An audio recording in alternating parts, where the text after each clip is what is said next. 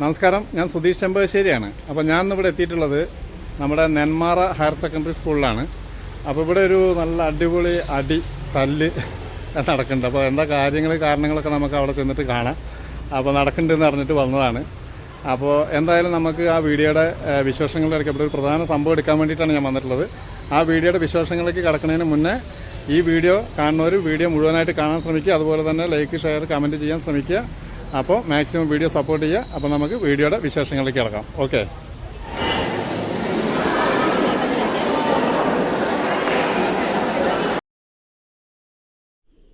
ഇതാണ് തായ്ക്വോണ്ടോ എന്ന Korean martial arts. കൊറിയയിലെ ഒരു ആയോധന കലയാണ് ഇത്.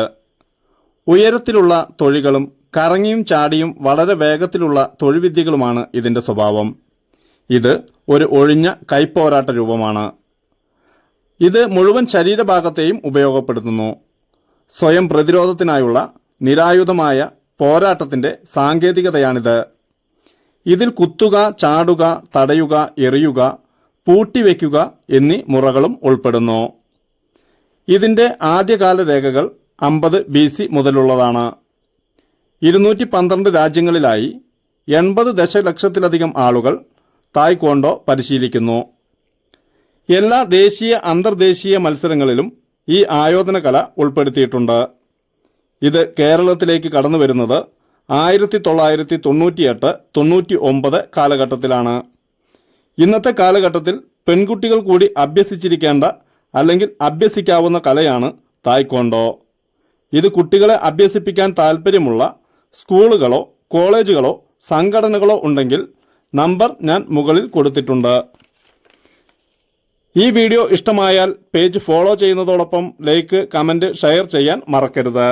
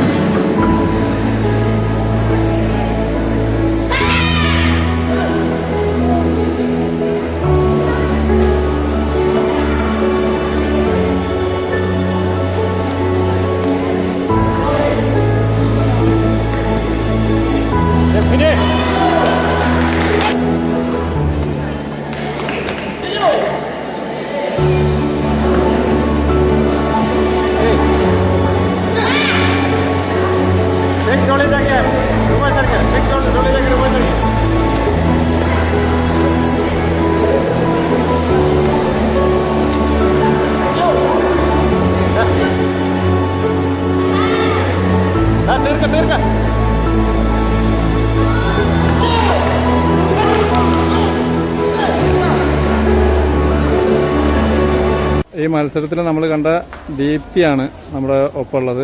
നാഷണൽ ലെവലിൽ കുറേ ഗെയിമുകൾ പങ്കെടുത്തിട്ടുള്ള ഒരു കുട്ടിയാണ്. അപ്പോൾ ദീപ്തിയുടെ കോച്ചാണ് ഈ നിൽക്കുന്നത്. പ്രശാന്ത് എന്നാണ് ദീപ്തിയുടെ ഈ കോച്ചിൻ്റെ പേര്. അപ്പോൾ നമുക്ക് ഈ മത്സരത്തെക്കുറിച്ച് കോച്ചിന് എന്താണ് പറയാനുള്ളതെന്ന് നോക്കാം. ഇപ്പം എൻ്റെ കയ്യിലിപ്പോൾ 4ാം ക്ലാസ് കഴിഞ്ഞിട്ടില്ലേ, 5ാം ക്ലാസ് ഫസ്റ്റ് ടൈമിലൊക്കെയാണ് വന്നു തുടങ്ങിയത്. പിന്നെ ഇപ്പോൾ സെക്കൻഡ് ടൈം ബ്ലാക്ക് ബെൽറ്റാണ്. 10ാം ക്ലാസ്സിലാണ് പഠിക്കുന്നത്. ദീപ്തി ജി നായർ എന്നാണ് പേര്. പിന്നെ കേരളത്തിൽ നിന്ന് ഏറ്റവും പ്രായം കുറവായ ഒരു പുംസെ റെഫറി കൂടിയാണ്, നാഷണൽ പുംസെ റെഫറി കൂടിയാണ് ദീപ്തി. പിന്നെ അതുപോലെ തന്നെ കഴിഞ്ഞ അമച്ചർ ചാമ്പ്യൻഷിപ്പിലായിട്ട് ഇപ്പോൾ ഒരു 4ാമത്തെ വർഷമാണ് സ്റ്റേറ്റിൽ അടുപ്പിച്ച് ഗോൾഡ് മെഡൽ നേടുന്നത്. അതുപോലെ തന്നെ 3ാമത്തെ നാഷണൽ. ഇപ്പോൾ ഫസ്റ്റ് ജൂനിയറാണ്. കാഡറ്റ് വിഭാഗത്തിൽ 2 സിൽവർ മെഡലുണ്ട് നാഷണലിൽ.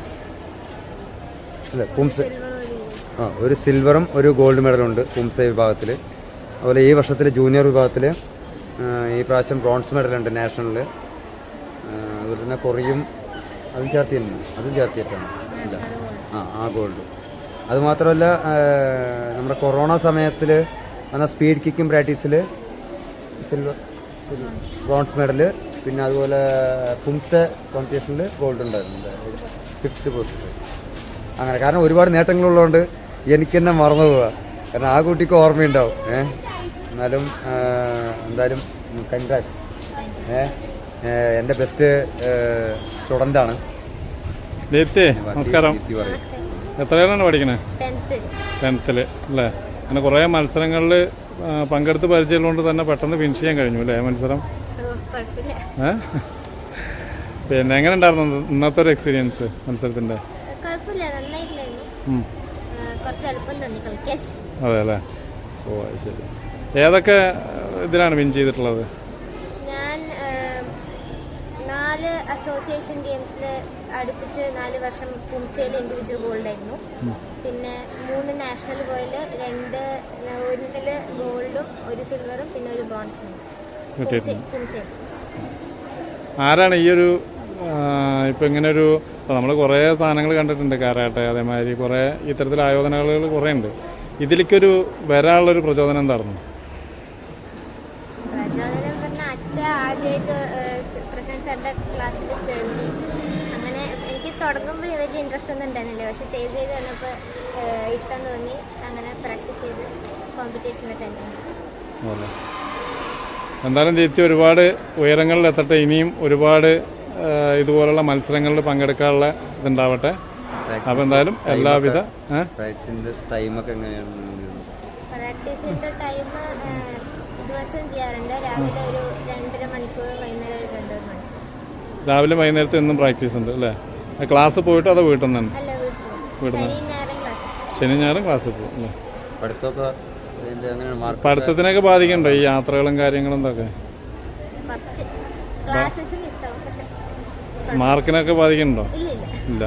പഠിത്തം അതിൻ്റെതായ രീതിയിൽ തന്നെ മുന്നോട്ട് പോകുന്നുണ്ട്, ക്ലാസ്സിന് പോകാൻ കഴിഞ്ഞിട്ടില്ലെങ്കിലും അല്ലേ? അവിടെ എന്തായാലും ഇനി ഇത്തരത്തിലുള്ള ഒരുപാട് മത്സരങ്ങളിൽ പങ്കെടുക്കാനുള്ള എല്ലാവിധ ഇതുണ്ടാവട്ടെ. ഒരുപാട് ഉയരങ്ങളിൽ ഈ ഒരു ആയോധന കല, ഒന്നാമത് പെൺകുട്ടികളൊക്കെ ഇത് തീർച്ചയായിട്ടും പഠിച്ചിരിക്കേണ്ട ഒരു കലയാണ്. കാരണം ഇന്നത്തെ അങ്ങനത്തെ ഒരു കാലഘട്ടത്തിലൂടെയാണ് നമ്മൾ കടന്നു പോകുന്നത്.